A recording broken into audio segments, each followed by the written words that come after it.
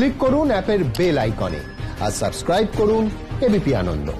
সব সময় থাকুন খবরে। এই মুহূর্তে যে খবরের দিকে নজর রাখবো, গুলি, পরপর ধারালো অস্ত্রের কোপ, খুনের বদলা নিতেই খুন। শিবপুরে যুবক হত্যার তদন্তে প্রাথমিক অনুমান পুলিশের।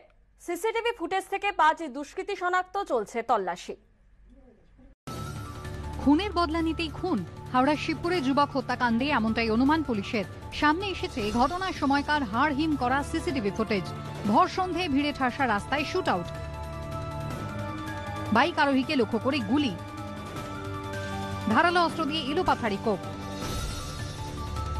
গুলিবিদ্ধ মৃতের সঙ্গীও। পালানোর সময় দুষ্কৃতীর পকেট থেকে পড়ে যায় পিস্তল। নির্বিকারভাবে সেই পিস্তল কুড়িয়ে এলাকা ছেড়ে চলে যায় দুষ্কৃতীরা।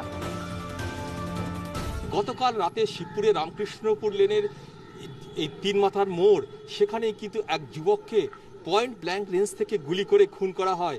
এই মুহূর্তে আমরা দেখছি এখনো ঘটনাস্থলে চাপ চাপ রক্ত পড়ে রয়েছে এবং ঘটনাস্থল থেকে কিছুটা দূরে গুলির খোল, সেগুলোও কিন্তু পুলিশ উদ্ধার করেছে। সামনে সিসিটিভি ফুটেজ ক্যামেরা আছে, সেখান থেকে পুলিশ সিসিটিভি ফুটেজ সংগ্রহ করেছে। আমরা যখন আসছি ফাটাস ফাটাস করে দুটো আওয়াজ হয়েছে একটু আগে।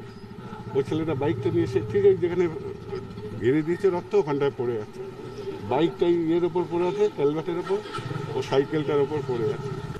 সোমবার সন্ধ্যার এই ঘটনায় তীব্র আতঙ্কের রেশ শিবপুরের রামকৃষ্ণপুর লেন এলাকায়।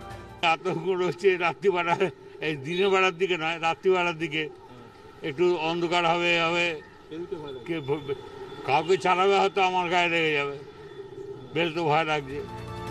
পুলিশ সূত্রে খবর, মৃতের নাম মোহাম্মদ আব্দুল্লাহ। গত বছর হাওড়ার সন্ধ্যাবাজার এলাকায় জিজুয়া নামে এক দুষ্কৃতীর খুনে তার নাম জড়ায়। পরে সেই মামলায় জামিনে ছাড়া পায় মোহাম্মদ আব্দুল্লাহ। তারই বদলা নিতে খুন। সব দিক খতিয়ে দেখছে পুলিশ। পুলিশ আরো সক্রিয় হওয়া উচিত ছিল, আরো সোর্স বাড়ানো, টহলদারি। এগুলো তো কোনো রিমোট জায়গা না, একদম থানার গায়ে। সক্রিয় ভূমিকা থাকলে আমার মনে হয় এটাকে এই নিষ্ক্রিয়দের দুষ্কৃতীদের আটকানো যেত। ক্লোজ সার্কিট ক্যামেরার ফুটেজ থেকে 5 দুষ্কৃতীকে শনাক্ত করেছে পুলিশ। শিবপুর থানায় খুন ও অস্ত্র আইনে মামলা রুজু হয়েছে। সুনীত হালদারের রিপোর্ট, এবিপি আনন্দ, হাওড়া।